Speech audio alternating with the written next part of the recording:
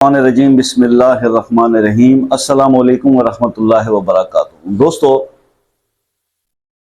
पेश खिदमत है रिस्क रोज़ी में बरकत और कमाई में इजाफे के लिए सूरह फातिहा का बेहतरीन वजीफ़ा।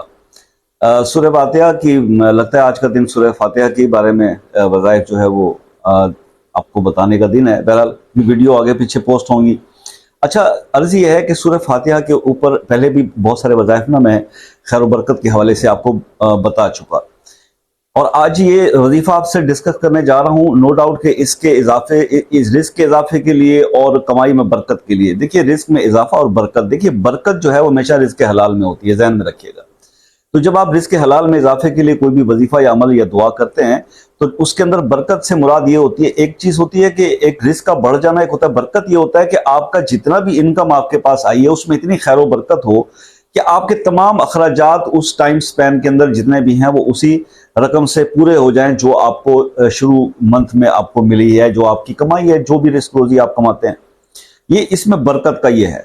और अगर आप ये कहें और इजाफा है तो फिर वो जो शुरू में आपको हर माह जो मिल रहा है उसके अंदर ग्रोथ आ जाए और बहुत ज्यादा, तो ये वजीफा दोनों काम करेगा।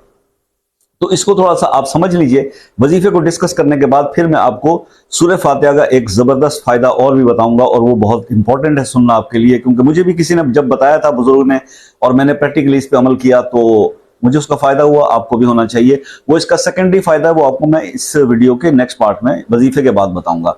तो वजीफा समझ लीजिए, आपने इसको 2 टाइम करना है, सुबह के टाइम और शाम के टाइम, यानी फजर की नमाज के बाद और मगरिब की नमाज के बाद। फजर की नमाज के बाद पढ़ लें, जब आप नमाज पढ़ लें, फारिग हो जाएं, भले मस्जिद में नमाज पढ़ने के घर वापस आ जाएं सुकून के साथ, वजू की हालत में आपने 3 बार दुरूद इब्राहिमी पढ़ना है, नमाज वाला 3 बार दुरूद इब्राहिमी पढ़ने के बाद 99 दफा आपने सूरह फातिहा पढ़नी है।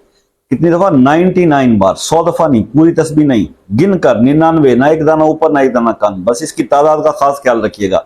99 टाइम्स आपने सूरह फातिहा पढ़नी है बिस्मिल्लाह के साथ हर दफा, और उसके बाद आपने 41 टाइम्स, 41 बार अल्लाह का इस्म या नाफियो या नाफियो या नाफियो, ये आपने 41 टाइम्स पढ़ना है, और उसके बाद फिर आप 3 बार दूध इब्राहिमी पढ़ लेंगे। ये आपका सुबह का जो है अमल मुकम्मल हो गया। अब आपने यही सेम अमल मगरिब की नमाज के बाद फिर रिपीट करना है इसको, ठीक है। तो ये आपने सुबह के टाइम भी करना है फजर की नमाज पढ़ने के बाद, और मगरिब के टाइम भी करना है आपने मगरिब की नमाज के बाद। ये 2 टाइम आप करेंगे इसको, और आप हिज़्ब आदत, जैसे मैं कहा करता हूं, देखिए 2 चीजें बहुत बहुत इंपॉर्टेंट है। जब भी आप रिस्क के इजाफे के लिए, कसरत के लिए या किसी हाजत के लिए कोई वजीफा करते हैं तो फिर उसमें 2 काम जरूर किया कीजिए। एक तो 2 नफल सलातो तौबा पढ़ ले, अल्लाह से अपने करदा गुनाहों की जो आपसे हो चुके उनकी माफी तलब कर लें और आगे ना करने का वादा कर लें, और फिर उसके बाद 2 नफल हाजत की भी पढ़ लिया करें, और कुछ ना कुछ सदका करके फिर अमल शुरू किया करें, इससे इंपैक्ट बढ़ जाता है। उसके बाद आपने ये, बहनों ने 21 दिन इस अमल को कर लेना है, और भाई इसको 41 दिन पूरा कर लें। इंशाल्लाह जो रिस्क रोजी के मामलात में गिरफ्तार लोग हैं उनके मसाइल कुल्लुहुम अल्लाह पाक हल कर देंगे। अल्लाह से बड़ा यकीन बहुत जरूरी है। पूरे ईमान के साथ, पूरे यकीन के साथ, भरोसे के साथ आप गुमान के साथ करेंगे ना, ये यकीन के साथ, तो फिर ये इसके रिजल्ट ही कुछ और हो जाते हैं। तो ये आपने करना है। इजाजत के लिए चैनल को सब्सक्राइब कर लीजिए, लाइक कमेंट शेयर कर दीजिए वीडियो को, और खसूसी दुआओं में शमूलियत के लिए आपने अपना मसला अपने शहर या अपने नाम के साथ मेंशन करना है। और अगर मसला पर्सनल है, प्राइवेट है, नहीं डिस्कस किया जा सकता ओपनली, तो आप व्हाट्सएप नंबर चैनल डिस्क्रिप्शन से लेकर व्हाट्सएप पर रब्ता कीजिए। अपना मसला जरूर लिखिएगा, सिर्फ नाम लिखना उसमें काफी नहीं है, या AOA लिख देना काफी नहीं है। आप अपना मसला लिख दें, वॉइस कर दें, आपको फौरन जवाब दिया जाएगा।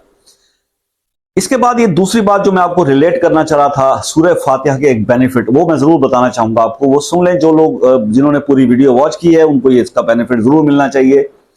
अगर जिंदगी में कुछ ऐसा इवेंट हो जाए कि आप किसी से कोई ज्यादती कर बैठे और वो दुनिया से चला जाए, या वो आपको बाद में ना मिले, तो उसका अजाला कैसे हो, उस शख्स से माफी कैसे तलब की जाए, क्योंकि जब आप किसी बंदे के साथ कोई ज्यादती कर बैठते हैं तो फिर उसकी माफी तो उसी बंदे ने देनी है। अल्लाह ताला तो अपने हिसाब से, अपने फराइज तो अल्लाह ताला, जो अल्लाह के फराइज हैं वो तो अल्लाह माफ कर देगा, तो लेकिन अल्लाह बंदों के हकूक तो फिर बंदों के माफ। तो ऐसे मामले में इंसान को क्या करना चाहिए? मुझे एक बुजुर्ग ने बताया, मुझसे भी एक ऐसी गलती जवानी में कहीं हुई थी, तो बुजुर्गों ने बताया, मैंने इस पर अमल किया और उससे मुझे फायदा हुआ। वो ये कि आप अगर कोई ऐसा इवेंट हो चुका है कि आपने किसी का दिल दुखाया था या किसी की ज्यादती की थी और वो शख्स अब अवेलेबल नहीं है, आपको दस्तयाब नहीं, या मिल नहीं सकता, या आपको उसका पता नहीं है, तो आपने करना ये सिर्फ ये है कि आपने सुबह फजर की नमाज के बाद अव्वल आखिर एक बार दुरूद शरीफ 100 बार सूरह फातिहा पढ़ना शुरू कर देना है। बस ये आप 21 दिन कर लें, 41 दिन कर लें, 11 दिन कर लें, बहरहाल इसके इम्पैक्ट आप देखेंगे